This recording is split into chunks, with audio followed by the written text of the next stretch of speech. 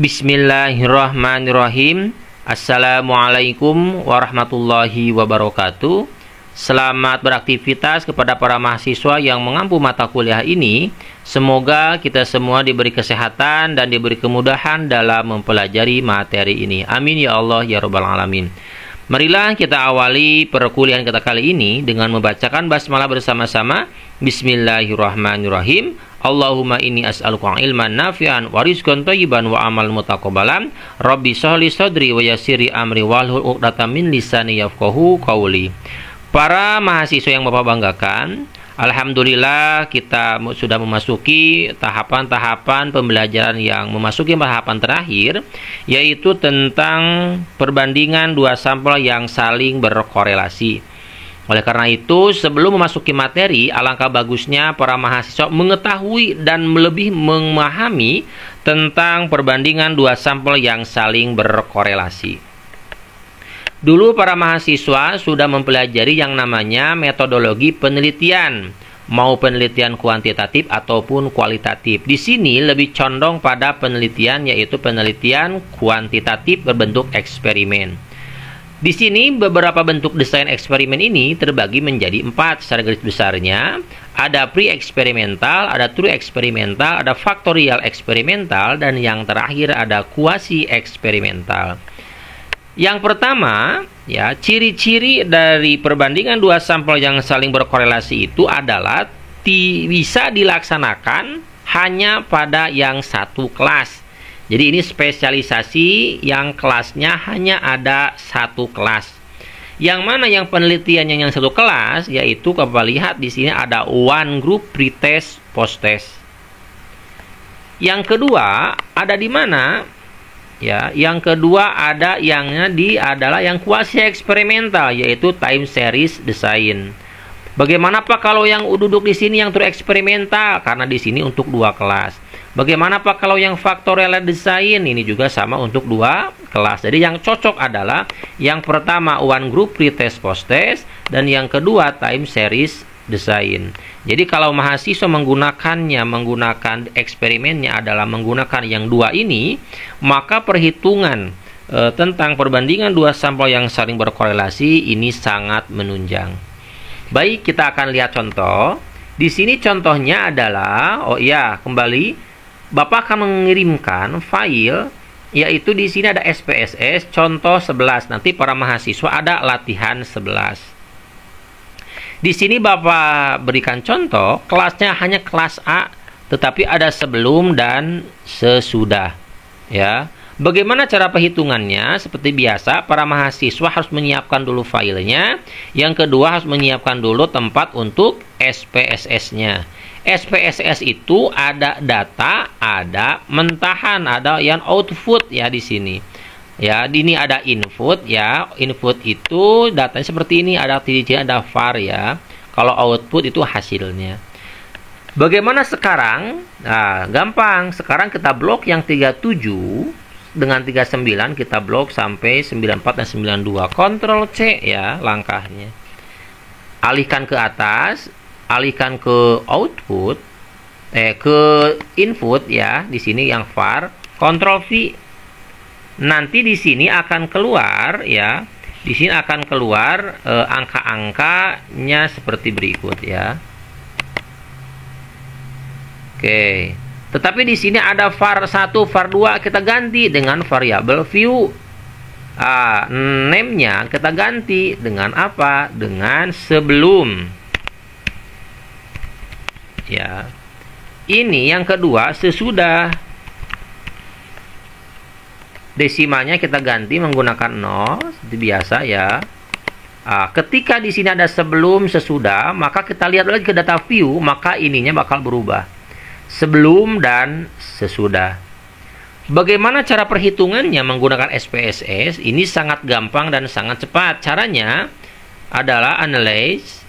Ya, di sini ada complement. Di sini ada yang complement ini ada varied sample t-test ya. Klik kiri, kita masukkan variabel satunya yang sebelum. Awas penempatannya ya. Variabel 2-nya masuk, klik lagi, klik kiri ke sesudah. Nah, di sini ada option ya, takutnya berbeda-beda. Gunakanlah 95%. Apa tingkat kepercayaannya? Nah, jadi kalau Bapak berbicara tingkat kepercayaan 95, artinya tingkat kesalahannya 5%. Kalau misalnya nanti dosen nanyain tingkat kesalahan, maka kita jawab 5% atau 0,05. Itu sama-sama saja. Jadi, kenapa para mahasiswa harus menggunakan 95%? Karena kebiasaan para peneliti pemula selalu menggunakan derajat kesalahan 5% atau 0,05% ataupun tingkat kepercayaan 95%. Klik continue. Setelah itu barulah kita klik OK. Setelah kita lihat, maka di sini ada 3 kolom. Ini semuanya harus dicantumkan. Tetapi yang paling penting adalah yang varied sample test. Yang mananya, nah di sini ada pilihan, yaitu sebelah kiri. Jadi nanti harus diingat ketika ya lowernya itu negatif dan uppernya positif, maka HO diterima. Atau kalau nilai ini ya lebih kecil daripada nilai 0,05, maka ini bisa dikatakan HO diterima. Kita kembali lagi, apa itu HO? HO itu ciri-cirinya adalah tidak berharap adanya perbedaan. Dalam bukunya Prof. Sugiono halaman 66. Jadi kata-kata yang tidak ada perbedaan, maka itu adalah disebut dengan HO. Nah, dikarenakan di sini adalah nilai lowernya adalah bernilai negatif dan uppernya bernilai negatif, maka apa yang diterima? Yang diterima itu adalah HA. Berarti kalau judulnya di sini adalah pengaruh misalnya LKS terhadap peningkatan prestasi, ya, maka HA-nya terdapat pengaruh ya LKS terhadap prestasi, maka dapat disimpulkan dari data ini artinya adalah HA diterima. Jadi terdapat pengaruh LKS terhadap prestasi belajar. Itu kalau apa? Kalau yang namanya HA diterima. Bagaimana Pak kalau HO diterima? Nah, kalau HO diterima, kalau judulnya pengaruh LKS terhadap prestasi, maka tidak ada pengaruh LKS terhadap prestasi belajar. Mungkin itu saja. Jadi Bapak akan kasih trik. Ciri-ciri yang pertama, lowernya negatif, uppernya positif, maka itu HO diterima. Atau nilai ininya ya yang sig2 Thailandnya ini lebih besar dari 0,05.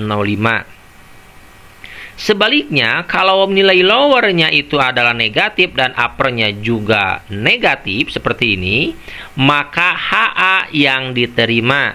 Atau nilai sig ini lebih kecil yang seperti ini ya, dari nilai 0,05. Maka ketika ada HA diterima, jadi ketika judulnya pengaruh LKS terhadap prestasi, maka terdapat pengaruh LKS terhadap prestasi. Mungkin itu saja yang bisa Bapak sampaikan pada sesi ini, pada pertemuan ini. Intinya SPSS ini perhitungannya sangat mudah, tetapi pemahaman dalam menuangkannya itu yang agak rumit, karena masing-masing perhitungan punya ciri khas, dan ciri khas tersebut menjadikan perhitungan akan susah dibedakan, sehingga para mahasiswa harus lebih jeli lagi ketika mana yang akan dijadikan patokan dalam penentuan hipotesis tersebut.